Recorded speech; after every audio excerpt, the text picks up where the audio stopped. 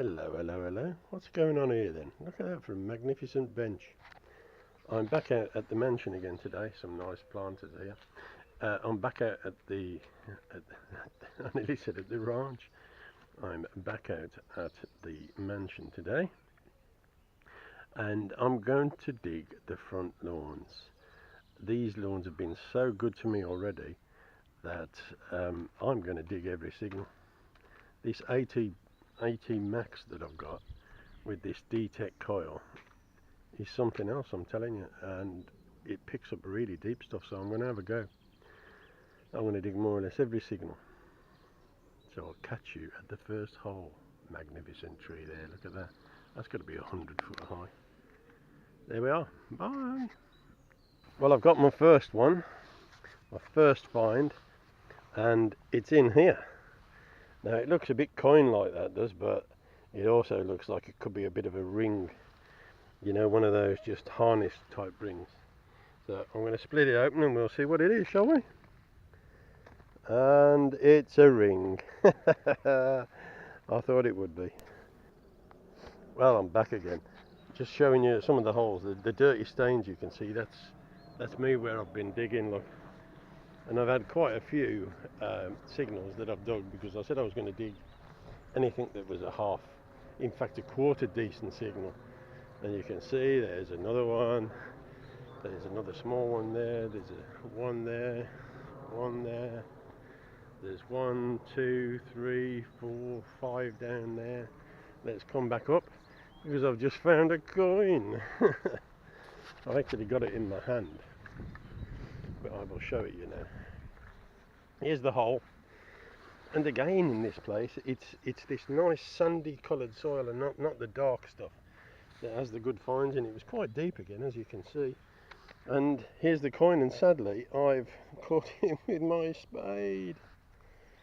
It wasn't a great signal, but I do believe that's George the Third. George the Third, looking at the size of it, an early one of his. But I can just see like the ponytail in the back there, and there's the top of the head with the quiff going up. That's what I think that is. Well, we have another hit here. This time we've got a piece of a Georgian buckle. Not quite so deep as the last, or well as any of the others that have been so far. Typical Georgian buckle. You can see the shape of it. The iron pin in the middle, which is rusted away, would have gone across here because this would have been the same shape all the way around, with and the little tongue piece on top. Yeah, but that's rotted away now. Another hole. Oh, look at all those red ants. I don't know if you can see them at all. They're crawling around, nasty little things. They bite the red ones over there. Anyway, we have something in here, and I do believe that it's rusty. But I think it might be a buckle. So we'll have a look. Oh yes. Wow. Could have been a buckle at one time. In fact, I'm sure it was. I'm sure it was. It'd be a horse harness buckle just because of it being iron. And you can see that's where the tongue would have been came across. Yeah, not just an iron ring. Another buckle. Okay. Well, I'm still digging on the front lawns, as you can see, because there's loads to go at. And I know I keep saying it, and I'll stress it again. Look how deep this hole is here. I mean, you got my pro pointer, which is 9 inches. You go another 3 inches, so that's 12 inches deep in that hole down there. What popped out? It's a coin ball, I do believe. That looks definitely like the edge of a coin to me. So let's pop it open and we'll have a look.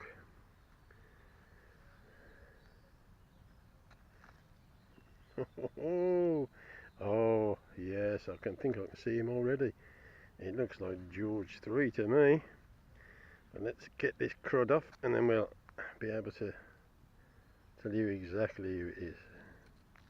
In fact, let me get my little stick out. Let's see what happens. Oh, it seems very, oh no, I was going to say it seems very crusty on one side, but it's not. It's me. I'll tell you what, I'm just going to put the camera down for a minute. Well, I've given him a clean up, and he don't look too bad, does old George. Look at that.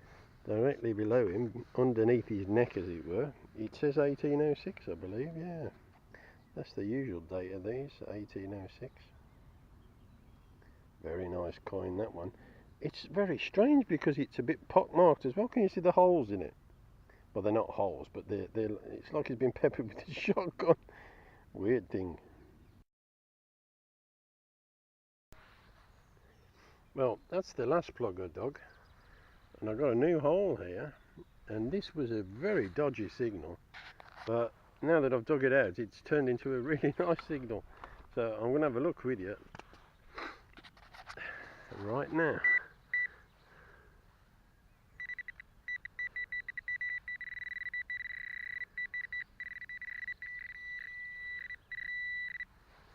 I do believe that's it. Don't know what it is, probably a button that size. It's heavy. Yeah, I'm sure I can feel a shank on it now. Oh yeah, it is a button. And that, believe it or not, is a Georgian button. It goes very nicely with that half a penny I just found. You probably lost the button. Oh, it's got a nice little pattern on it too. It's coming out. Oh, look at that. Well, that's the plug that had the Georgian halfpenny in. That's the one that's just had that really nice button in. And we've got another hole here, another deep one. And I do believe this is another button, but it's a tiny button. And look how deep it is. That is a good 10 inches, 11 inches. And look at that tiny button all the way down there. Just buried in the sand. Look at that fella. He's a lovely clean. Oh, he's got a shank as well, look at that. Yeah, complete button there. That's another tombac button.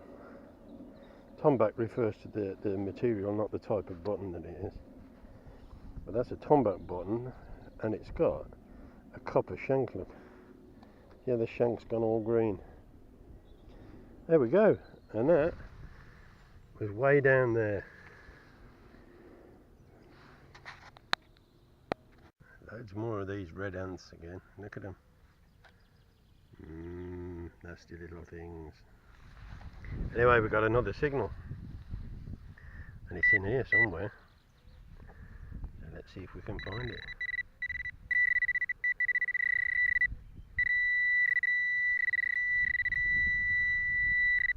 Oh, it's a coin by the looks of things. Oh, let's see what we got this time, shall we? Oh, it's another old one by the looks of it. It's half penny size. Oh, no, that's a button. Yeah, another button. That's a monster button as well, that one. Big old dandy button. I've had them even bigger than this out of here, with a lot of gold gilt on them. Just turn that off. It's got a shank on it, so the thread must have just gone. I'll give him a bit of a clean and you can see him up later in the roundup. But that's a big old button, that one. I must have done these lawns at least 5 or 6 times. And Historical Magpie Steve, he's done it as well. And I'm still pulling out signals, albeit that they're all rather deep. This one's another 9-incher, and it's a tiny buckle again. Let's have a look. It's still got his little tongue on as well, look. If it wasn't made out of the material that it's made out of, I'd have said it was from a watch. Cool, look what just popped out my hole. I don't know what it is. I'll have a look when I get home, but let's just turn him round a bit so you can see him. I don't think he likes the sun because he's a bit bald, isn't he? I mean, if I put my finger there, you can see how big he is. He's quite large. He's got 3 sets of legs at the front, and he can hardly bloody move. He's that fat. I'm going to put him somewhere where he'll be nice and quiet under the ground, which is where he was. There we are. I'll tell you what he is like. the hole, and here he is. It's a real fancy keyhole, but the sad thing is that I've actually broken it with my little spade. Get the grass away. There we are. I shall get the super glue on it when I get out, and we'll glue it back together. Bit of an asymmetric keyhole there. I've not really seen one like that. You might have heard me mention the lovely trees that there are in this place. There's one right in front of me now, and it's the wartiest, strangest old beast. I believe it's a maple, looking at it, at the leaves anyway. I'll show you some of the leaves in a minute, but take a look at this. Oh my god, look at how warty this beast is. Wow, look at all them knobby knobbles. He's covered in them. What a monster tree.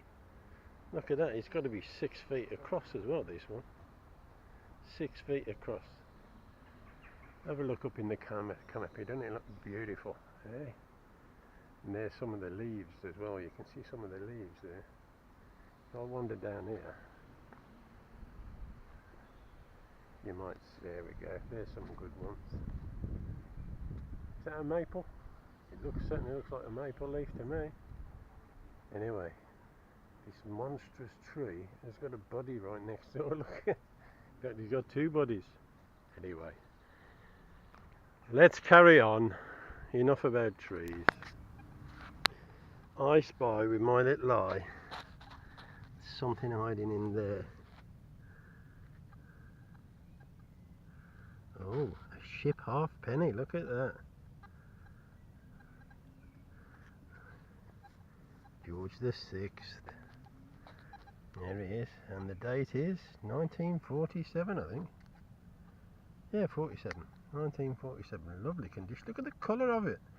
Whoopee-doo! I love it.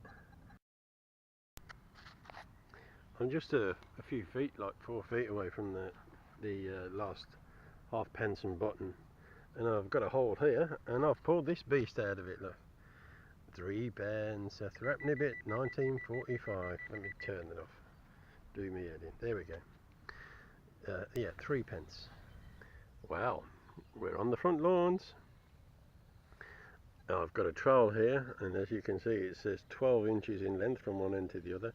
It's actually got graduated marks on. Look at this hole. What do you reckon to that? That's got to be 12, 14, 16, 18 inches deep, that one. 18 inches deep, and from right out of the bottom, I was expecting to find some rusty old iron. But what I've actually found is this. It's some sort of boss cover, and it's got a fleur-de-lis in the middle. Look, the Prince of Wales fleur-de-lis. This will take a little bit of research to find out. A couple of screw holes, top and bottom. Yeah, interesting find. Very interesting. And I expected that to be rusty old iron. And I dig iron. I'm going to show you some of the iron that I've dug. Just to prove that I do dig the iron. I've been piling it up over here. Here we go, look at this old iron. The most interesting piece of all this old iron is this one, which is, it looks to me, you can see that this thick end here has been bashed and bashed with a huge hammer over the years, and it's a wedge, and I do believe that would be used for splitting logs, or even when they were sawing logs lengthways, they used to put these in to stop it binding against the saw. So there you go, I even dig the iron. Let's see what else we can get out of this place, eh? Well, these lawns still producing, look. Another hole, a good 9-10 inches deep. I think we may have another coin, but it could be a button because there's a tiny little bit in the middle there. Let's have a look. Oh, I don't know. Let's clean him up a bit and see. Interesting.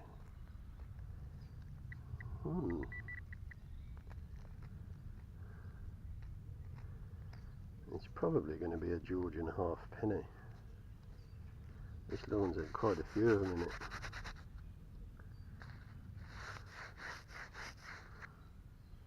Tell you what, I'll clean it up and come back to you. Don't know if I'm going to get anything off it, but we'll have a look. Yes guys, it's a George II halfpenny. I can just see the top of his head. I'll just do it that one-handed, just up the top of his head. That's his quiff just up there, look. Let's see if I can get him to angle so you can see it better. You might be able to see it there. I'll put a good photograph on when I get home and edit the video. But that's a George II. Oh my word, I'm always on about the trees around here. You look at these leaves on this tree. Oh my word, look at them. Look at the colour of them. The light coming through them. You know, over here there's more light over here. Look at that. Wow. Would you believe those leaves? Got helicopters on as well. You see the helicopter seeds there, look, eh? We used to throw them when we were kids. Help spread them around really, wouldn't it? Wow, that would make a fantastic painting, wouldn't it, some of this? I do a bit of painting, I should have told you that before. I might show you one. Anyway, let's get back to it.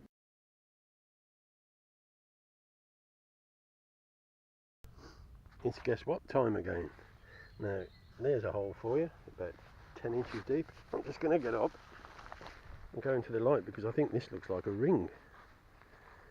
But it's a funny looking copper ring by the looks of it.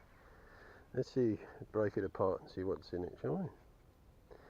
It might not be a ring, it might be a fob seal actually, now looking at it. Oh, it's nothing of the sort, is it? It does look like a ring, doesn't it? It's got a bit of an attachment at the back. Let's just clean it on my jumper, on my t-shirt. Can't really see anything on there, can we? Yeah, that's got a screw thread on one end. But you'd swear to God that was a ring, wouldn't you? Look at that. You would. You'd say that was a ring, but look, what's that on the... I've dropped it. Ah, well. Let's carry on. Excitement over.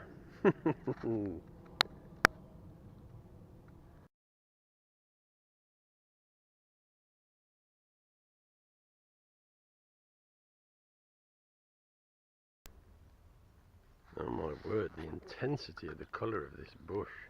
Wow. I'm going to have to go close up for you. Look at them. It's absolutely full of them, this bush. Look at them. Wow. You have to stand in awe sometimes of nature, don't you? Just stand in awe. He's coming on too. Well, I've come off the lawns and I've dug a hole and I've had my first apple tag today. Those of you who have seen my other videos, you all know what an apple tag is. This one's a crab apple and it's John Downey, look. And it's in good nick, really. It's a bit like playing snooker in this garden. I don't know whether to go for the pink or the yellow. Well, I'm in an area of the garden that I've not actually done before. It was full of very long grass and stuff, and they've chopped it back, as you can see. So I thought, oh, I'll take the opportunity just to pop in there. And I walked in through this bit here, through there. My first hole was just down there, and it was this crusty George II, or George the, it could be even, no, it's George II, crusty old halfpenny. I took another step and a couple more swings, and I popped up another apple tag. And it's this one. And all my other apple tags have either said apple, or the last one I got said crab across the top. But this doesn't.